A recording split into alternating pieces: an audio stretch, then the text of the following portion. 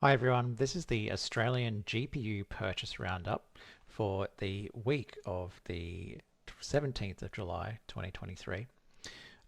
In this series, I document what the best graphics cards are to buy brand new on the market within different price ranges. I go through and I check what the best prices are on every different chipset, then work out the rank of those chipsets using the Tech Power Up GPU ranking system, and I categorize them into the best GPUs within certain budgets.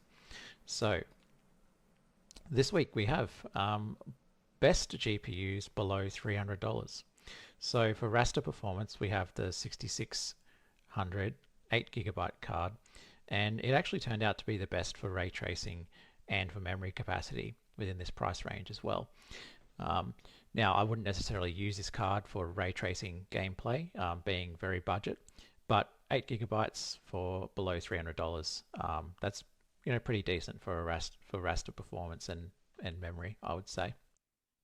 Below $500, we have for raster performance, the best card is the RX 6700 XT. That's a 12 GB card. And for ray tracing, we have the RTX 4060 8G, 8 GB. Now, with my memory categorizations, usually I just pick out, well, what is the highest memory capacity you can get within that price range, and it turns out to be the 6700 XT at 12 GB.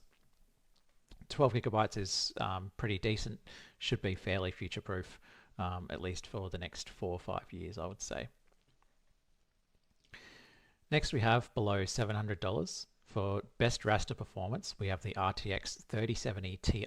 It's an 8 GB card, and it's the best card for ray tracing in that price range as well.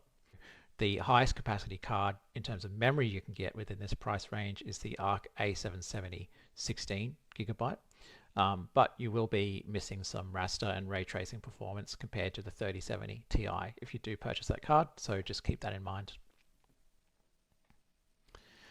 Next, we have below $900 category, and the best raster performance for this price range is the RX 6800 XT. It's a 16 GB card. And for ray tracing, we're going up to the RTX 4070, 12 GB. The best memory capacity there is the 6800 XT. But I would say if you want better ray tracing, the 12 GB is worth living with. But then again, raster performance is higher on the 6800 XT as well. So it kind of depends if you're going to be playing newer games which use more ray tracing techniques, or maybe more esports games which don't have ray tracing, or you wouldn't want to use ray tracing on anyway. Next up, category below $1,200.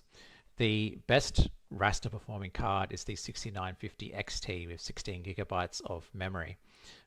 This is a really good card, and there's a really good bargain on it at the moment for $999. It is the Speedster Merc 919 RX 6950 XT Black, and it's available at Scorptech for $999, and I think it comes with Starfield as well. So yeah, really good deal there. And ray tracing within this category is the RTX 4070 Ti. Next up, we have the best GPU below $1,500 Australian. And for raster, we have the 7900 XTX, 24 GB. So this card actually took the crown on all three categories under $1,500. This is a really good card. I bought one myself recently. And 24 gigs of memory is insane. You can pick these up for, let's see, this is the cheapest I could find. So the Gigabyte, this is at Umart. So it was $1,373. That is on sale. So, but yeah, really decent performing card. It is AMD's flagship Radeon card. So it's the fastest card that AMD makes. It competes with the RTX 4080 in terms of raster performance. So yeah, that's a fantastic purchase for under $1,500. Next, we have the 1500 to 1700 category. And the reason this is categorized in this price range is there's only two cards in this category. Now the 7900 XTX, which I was just showing you, still takes the crown even in this more expensive price category for raster performance, but it loses the crown for ray tracing to the RTX 4080.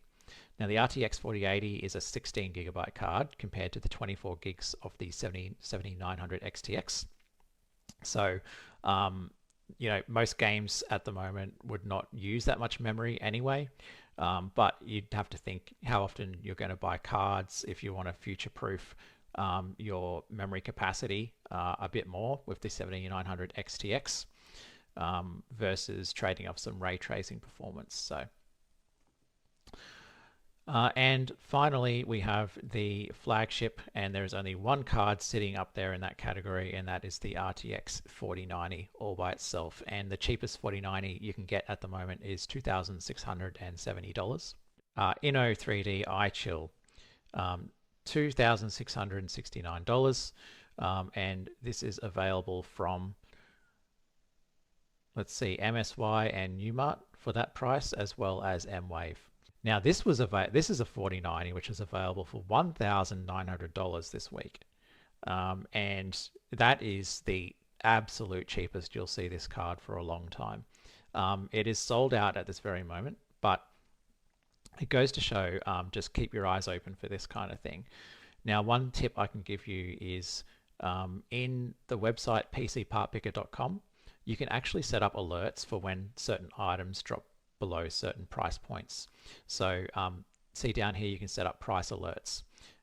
So that's one way to make sure you catch those sorts of deals, because I bought the very last one of that card, so I was very lucky.